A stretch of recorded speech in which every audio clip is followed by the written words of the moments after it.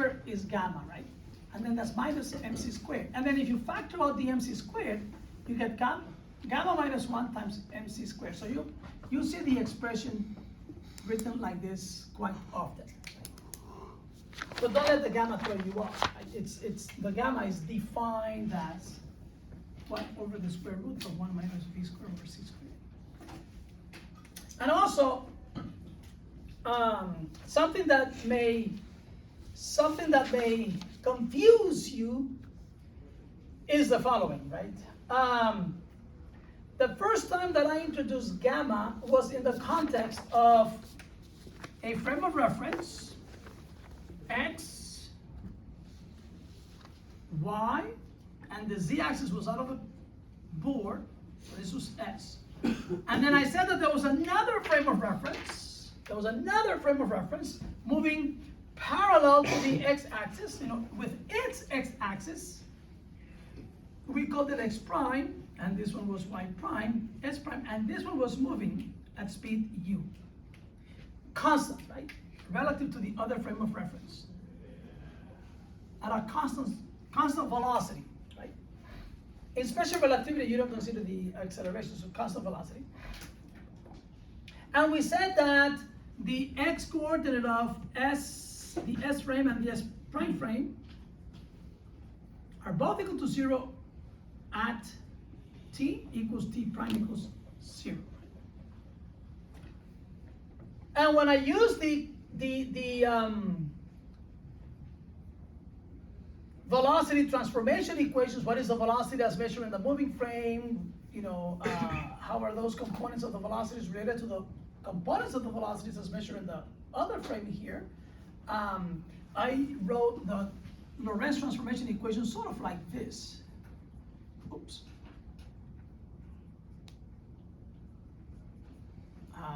I wrote this.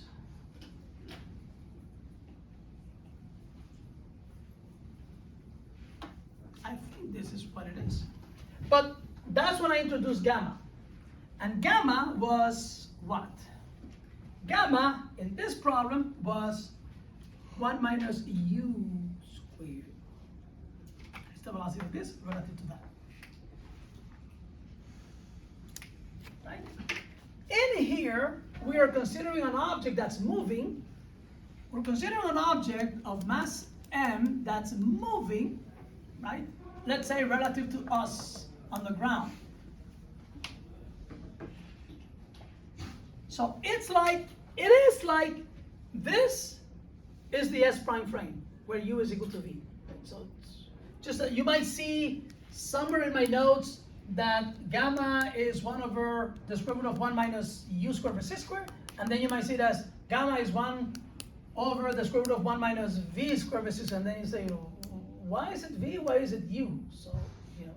So in the expression over here, that's the speed of the particle, right? That's m. As if, sort of, if you like, as if that's s prime.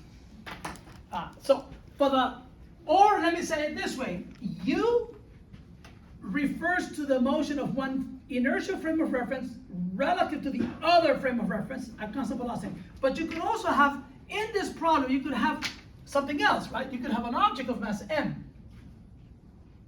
And then that one is moving, and then you don't call the velocity of that one u, you call it d.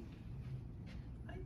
And then we talked about on Tuesday how the x component of this velocity, as measured by this one, which would be like v of x, prime, is related to the x component of that velocity, because this is like v and this is like v prime. So this other velocity has its x component, which is like vx. So I wrote a formula relating the two x components as measured by the people in the two frames of references. So the velocity of the particle, right, is different depending on whose frame of reference you're looking at the motion of the particle. Are you looking at it from here, or are you looking at it from here?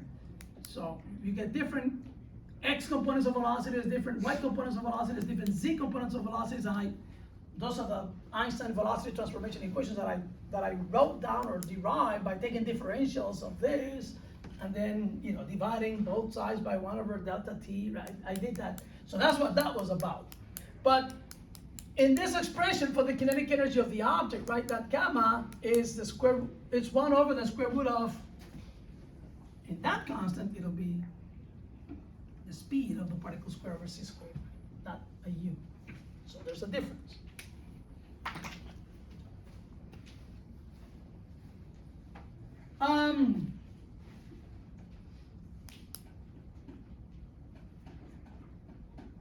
See, you could, Einstein did the following also. No, he didn't do that.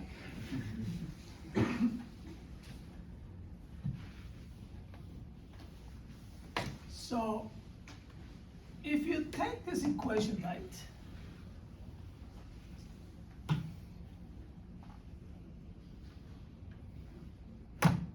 this is one way of looking at it. If I rearrange this equation, suppose I move this mc squared over to this side, right? I will get mc squared over 1 minus v squared over c squared, square root of that, is equal to mc squared plus kinetic energy, right? And remember that the kinetic energy is this, something that has the speed in it, right? There's a speed over here, there's a speed over there, and then if I keep all the other terms, then there will be speeds over there. So the kinetic energy is the energy associated with the motion of the particle, associated with its speed, right? But this term over here doesn't have any speed to it. What happens if the particle is at rest? And I say, what is its kinetic energy? Then if the particle is at rest, if it isn't moving, right, the kinetic energy would be, well, if it isn't moving, speed is zero, all the speed is zero, then the kinetic energy is zero. So Einstein thought of it like this. He said, this has to be the total energy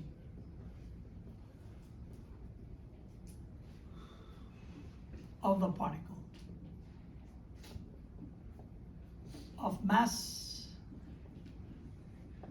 m. That's the total energy when it moves at speed v.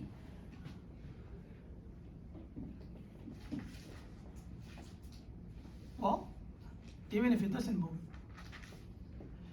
So he said that means that that total energy has to equal this, which is the kinetic energy, right? Think of that as the contribution to the energy resulting from the motion of the particle. Maybe I can say it like this. Contribution to the total energy. And by the way, I should say this is a free particle, because otherwise it could be gravitational potential energy, other energies. Well, maybe I should be all of this, of the free particle is what I should say. Contribution to the total energy, but let's not get into that. Resulting from the motion of the particle.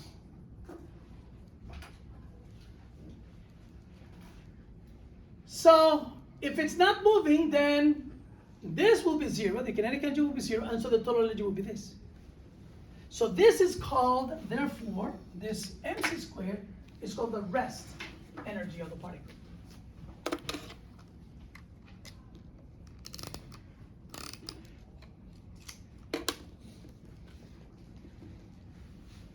Of mass m, right? The rest energy. And that's defined as E sub 0. And therefore, this total energy over here is defined as E.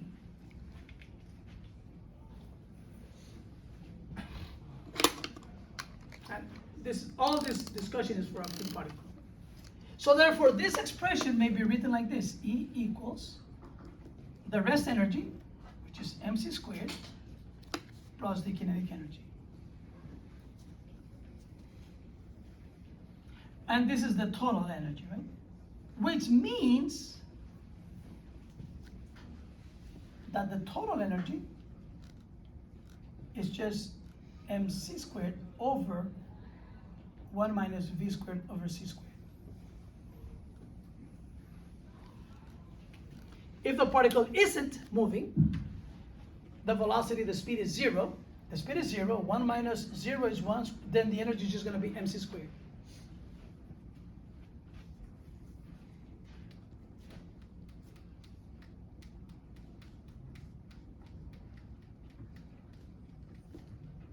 Sometimes people write this m, they call it like this. They put a 0, like the mass of the particle when it is at rest. And then people, not long ago, even when I was in undergraduate school, they were talking about, when the particle is moving, it's like this mass gets bigger. But that's not the way to think about it. The mass of the particle is the mass of it when it is at rest. If it's moving, right, then it has that rest energy, mc squared, plus the energy resulting from the motion. Right? So there's no need to talk about a rest mass. But, it should just be called the mass of the particle. And writing E equals mc squared like this, right? I mean, it's saying that matter can be converted to energy, energy can be converted to matter. They're like equivalent. They're like two aspects of the same thing. But it's better to think of it in terms of if the particle is moving, it's got energy associated with it. Is the energy that it has is the energy that it had when it was at rest, plus the additional energy coming from the fact that it's moving. It's the rest energy plus the kinetic energy. That's the total energy of the particle. Is the rest energy associated with potential energy? So, depends on what you mean by potential. So, potential means like stored energy. So, it's not gravitational potential energy. It's not elastic potential energy. It is not electromagnetic potential energy. I like to think of it as it's energy that's stored in the system, which you could call potential energy, which could be converted such that the mass, if the mass were to disappear, it will become energy. And that's the energy that it will become. Like if I took this marker, for example, right, and I put it on a balance in the lab, and it's so many grams, whatever, let's say 30 grams or 50 grams, right? Suppose I were to do like abracadabra, and then the marker is gone. There are no atoms, there are no protons, there are no electrons, and I convert all of this matter into energy. What will be the amount of that energy? It will be the mass of it that got converted to energy multiplied by the speed of light squared. So in that sense, if by some process I could convert all of this mass into energy, what would that energy amount to? In that sense, you can say, well, it's like stored energy, but it is. Yeah, so it's like, but it's not like it's interacting with something else, and because of that, like gravitational potential energy, like because I interact with the Earth, right? So that my gravitational potential energy with the Earth changes as I move away from the Earth and move closer to the Earth, right? It has to do with the interaction between myself and the Earth. That mc squared is just the mass of this thing interacting with nothing. If I were to convert all of this matter into energy, what would be the amount of energy that it would have? And if the particle is moving, right? Notice that if the particle moves, right, then V gets big, and so this ratio gets big as V increases, and this difference gets smaller, and you take the square root of a small number, which gets even smaller, and then now you divide by a small number, the total energy increases. But I can just think of that as, well, now the particle is moving, so the energy that it has is what it had when it was at rest, plus the additional energy that it now has because it's moving. So that's what this is the energy when it was at rest plus the additional energy that it has because now it's moving. And therefore, I can think of the kinetic energy as the energy that it has now because it's moving minus the energy that it had when it was at rest. It's another way. That's how I like to think of it.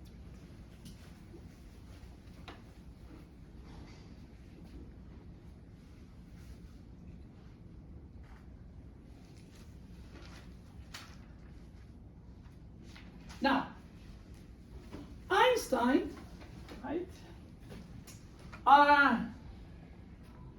therefore introduced this as the more general expression for kinetic energy. He called this the total energy. In fact, actually, you just see it like that. But it is the total energy. I just want to emphasize that. And then Einstein, when he, wrote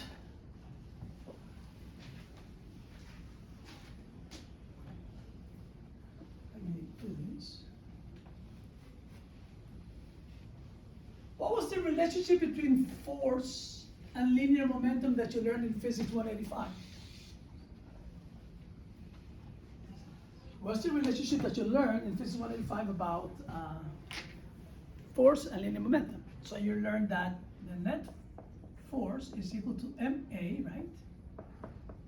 But then A is the v dt, right? And as the particle moves, right, the mass stays the same. It's a constant, so I can write this as d dt of m, because it's a constant, I can put it outside, times v. But the net force is equal to dp dt. Therefore, if you compare these two, P has to be defined as mv. So, that was introduced in Physics 185, so you just define this, right? So on. But now, this takes a new form, right? So now you say like the net force is equal to ma, but then you have this 1 minus v squared over c squared to the 3/2. And Einstein insisted on still using this expression. But he realized that if he still wanted to use this expression, right? Notice how this became this, which when compared to this gives me that. But because now this is different, this is not this, so he said, okay, in order to make this work, P has to be redefined as mv, and then the square root of 1 minus v squared over c squared. And then essentially, gamma mv. So this is the definition of Einstein for linear momentum. Notice, what happens if v is much less than c? Then, in this case, v over c is small. You square that, it's even smaller, so you forget about that. 1 minus 0 is 1. Square root of 1 is 1. 1 over 1 is 1, then you just recover p equals mv. Note that if v is much less than c, then this expression goes to mv, which is what Newton wrote down. So, I mean, in the special theory of relativity of Einstein, Newton used to think that the rate at which clocks tick in this room or in a spaceship that's traveling at half the speed of light, they tick at the same rate. So Newton wrote that, for example, delta t prime is equal to delta t. Einstein said, no, that's not. Then he said delta t is equal to what is it, delta t prime, which is the proper time when I derived it, minus u squared over c squared. Newton wrote kinetic energy is 1/2 mv squared. Right? Einstein said, no, kinetic energy is gamma minus 1 mc squared. So different. So I guess this is Newton, and this is Einstein. Newton wrote, P is mv, and Einstein said, no, it's gonna be mv, and then 1 over the square root of 1 minus, well, gamma over, I'll just write gamma mv, which is mv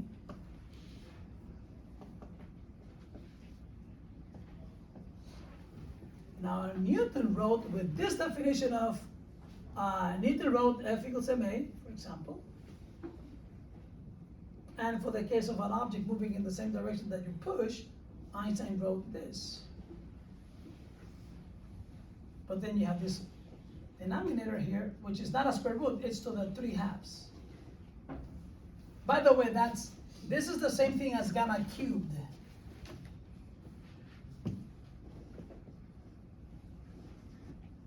MA.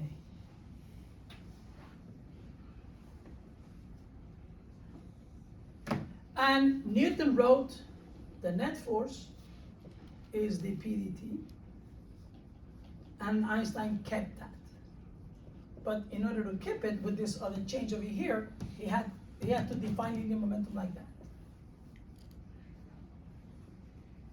So pretty much the only expression that you do not have to unlearn is that one.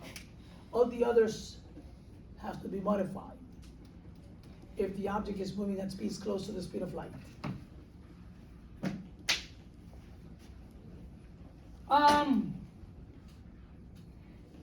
Notice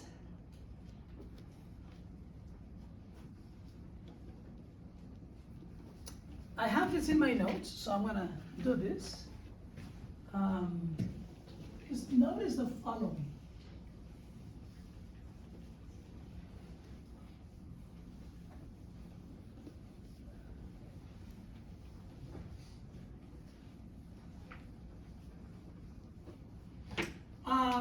The total energy, right, is mc squared 1 minus v squared over c squared if the particle is moving, and this is gamma mc squared. And notice that linear momentum, right, is mv over the square root of 1 minus v squared over c squared, which is gamma mv, right? What if I consider this?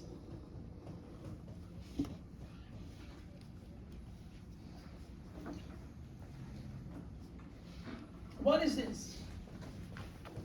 So, e squared minus b squared c squared equals, now what's e? E is this, right? I'm going to write it as gamma mc squared squared, because I got to square that energy, minus b squared, so it's this, it's gamma mv squared times c squared, right? Yes? What I did is I took this, and I plugged it in here, and I took this for P, and I plugged it in there. What do I get? So I get gamma squared m squared c to the 4th power, right? Minus gamma squared m squared v squared c squared, correct? So what if I factor out gamma squared m squared c to the 4th? I get 1 minus. So what should I have over there?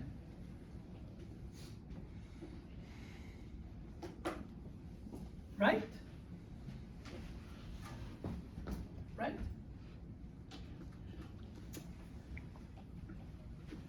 But what is gamma squared?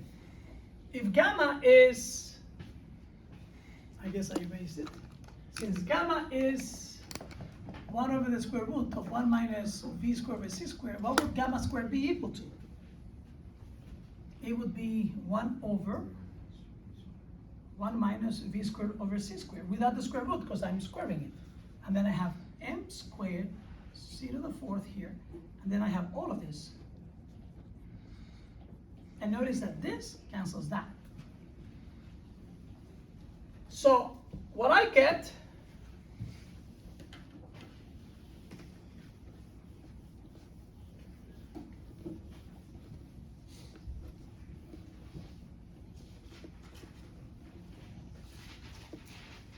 is that e squared minus b squared c squared equals m squared c to the fourth. Therefore, E squared equals m squared c to the fourth plus b squared c squared. Or I actually, well, it doesn't matter which order you write it. I tend to write it like that. So we have three expressions for energy. This is number one. The other one that we wrote was this.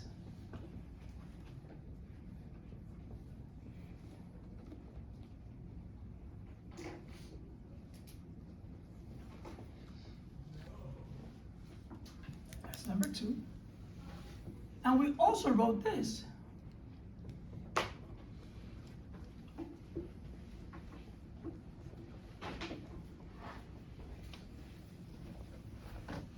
So equation number one relates the energy to the mass and to the linear momentum of the particle. Equation number two relates the energy of the particle of mass m and the speed v. And here, equation number three relates the energy to the mass of the particle and to the kinetic energy of the particle. So which one? If you give me the kinetic energy, then I'll use this to figure out the energy. If you give me the speed, I'll just use this and I'll tell you the energy. And if you don't give me the speed and you don't give me the kinetic energy, but you give me the linear momentum, I'll just use that. And this is actually quite general because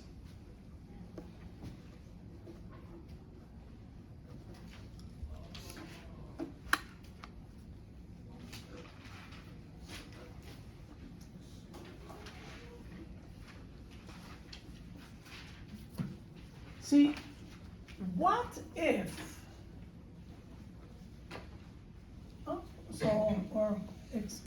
examples or cases. What if, number one, the mass of a particle is zero? Then what is its energy?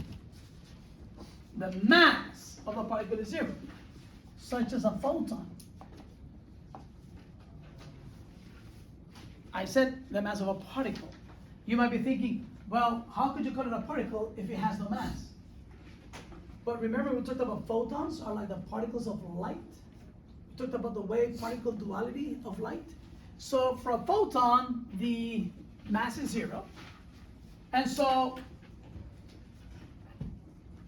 I have to use this formula. Then I have for the energy of the photon. So the energy of the photon would be, well, squared. It would be 0 squared c to the fourth plus p squared c squared. So this is 0, right? So the energy of the photon is pc.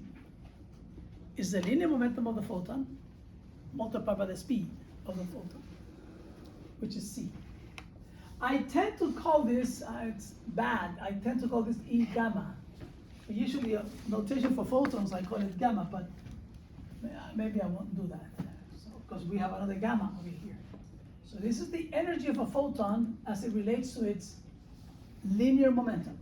So in physics 185, in classical mechanics, right, you think of the linear momentum as m times v. And if the particle has no mass, you'd say it's got no momentum. Well, first of all,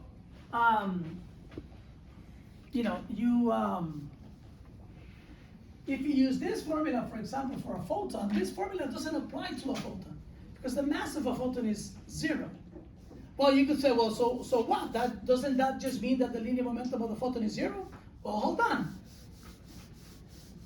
The mass of a photon is 0, so the numerator is 0. But then the speed of the photon is c.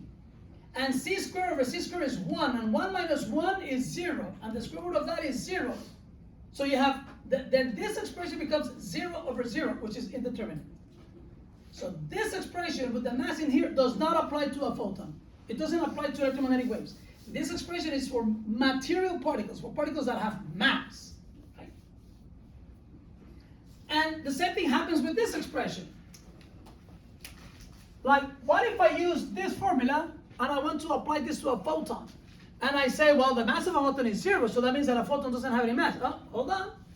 The mass of a photon is 0, so you get a 0 in the numerator, but then what do you get in the denominator? Well, the speed of the photon is c. C over c is 1. 1 minus 1 is 0, so you get 0 over 0 in the determinant. So this formula and, this formula and the one for the linear momentum, they just don't apply to photons because they don't have any mass. But this one does. You put 0 in here for the mass of the photon, and you get a relationship between the photon and the linear momentum. Now, in 1900, Max Planck, when he was doing the black body radiation, he said that the energy of a photon is equal to h, Planck's constant, times the frequency of the wave that you associate with the photon. And the frequency of the wave, right, is, well, the speed of the photon divided by its wavelength. So therefore, you can equate this to this. So if you say E photon equals E photon, then you can say P of the photon times C equals HF or HC over lambda. So for a photon, right, what determines the energy of a photon, photons don't have any mass. So they don't have any mass, and so you might say, well, then I cannot use this formula, and I can't use the other formula for linear momentum. So what makes a photon of red light have a different energy than a photon of blue light? And that answer was not provided by relativity. That was provided by the theory of Max Planck, which originated quantum mechanics. So it's related by the frequency of the wave, or the wavelength of the wave. But you can combine this to then talk about and say what the linear momentum of a photon is. Right? So I tend to write gamma here to remind me that it's a photon that I'm talking about, as opposed to a material particle with mass m. Anyway, so this is the momentum, linear momentum of a photon. So it's in the non-classical sense of right, not classical mechanics, right? Because in classical mechanics you say, well, there's no mass, then there's no momentum is mv. You say there's no mass, there should be no linear momentum. But photons do have linear momentum.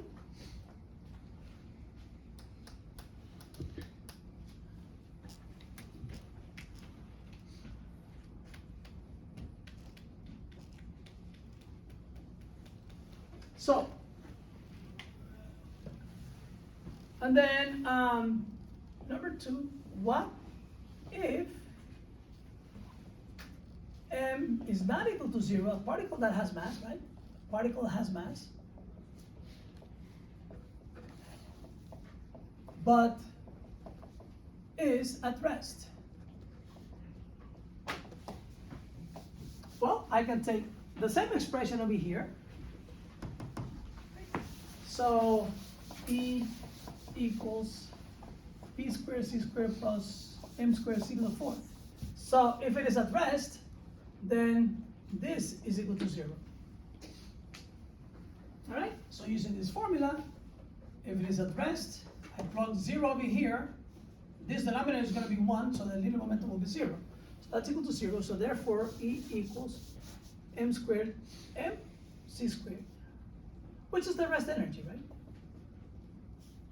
So, it's like we get back what we had before from the other expression for kinetic energy, right? If the particle is at rest, the kinetic energy is 0, so the energy should be mc squared. So it's consistent with this other expression. Okay, so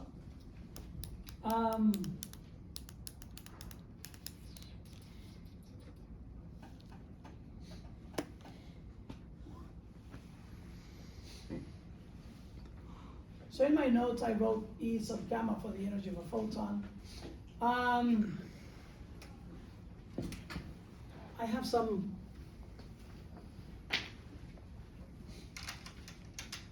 What if I ask you,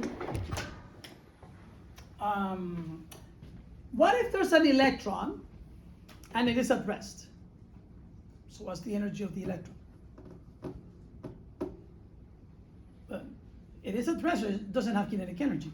So the energy would be this. And you can think of that as like a potential energy. If I were to convert that energy into radiation, for example, what would it be? If I were to convert it into just pure energy without the mass. So it would just be the mass of the electron multiplied by the speed of light squared. That would be the rest energy of it. So we have these conversion factors. 1 electron volt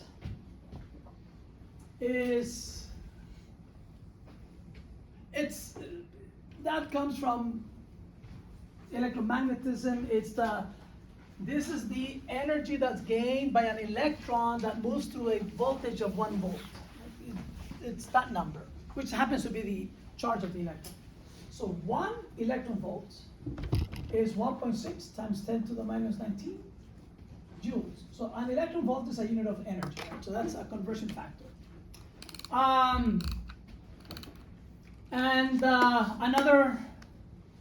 So what is the rest energy of an electron?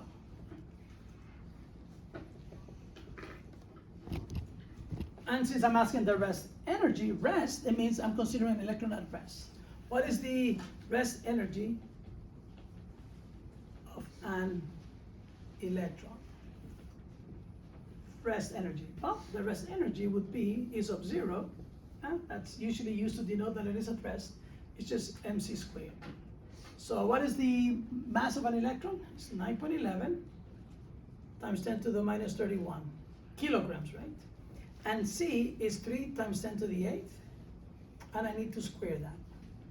And I just use everything in the metric system, so this will be in joules. And notice that you're gonna get 9 times 10 to the 16, 10 to the minus 31 times 10 to the 16 would give me like 10 to the minus 15 or something like that. So it's a very, very small number in joules.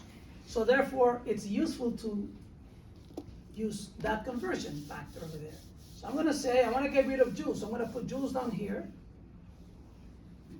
And 1.6 times 10 to the minus 19 joules is 1 electron volt. So what do you get if you do this? Just what is the rest energy of an electron? Well, maybe I'll just say, it's okay. So how many electron volts do you get?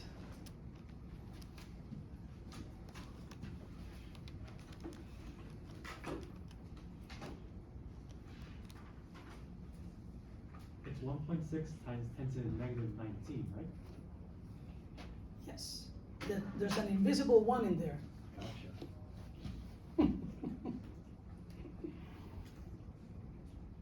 I got 1.7 times 10 to the negative 3? Oh, wait. No. No, I forgot the squared. I know I got that one. Yeah, that's too small. It should be 0.511 times 10 to the 6, or 5.11 times 10 to the 5. Is that what you get? Yeah, 5 10 to the 5. So Yeah. 5.11 times 10 to the 5th. Well, it's a lot of energy, so how about I move the decimal point ones to the left, so it will be 0.511 times 10 to the 6 electron volts, but 10 to the 6 is a million. So it's 0.511 mega electron volts. So it's called the rest energy of the electron. So it's this number. And if you calculate the rest energy of a proton, use the mass of the proton, multiply by the speed of light squared, convert to electron volts, you get like 938 times 10 to the 938 mega electron volts. So these numbers are good to know because of the following. what happens in pair production? I want to discuss pair production and pair annihilation. But let me just briefly tell you about it. Right?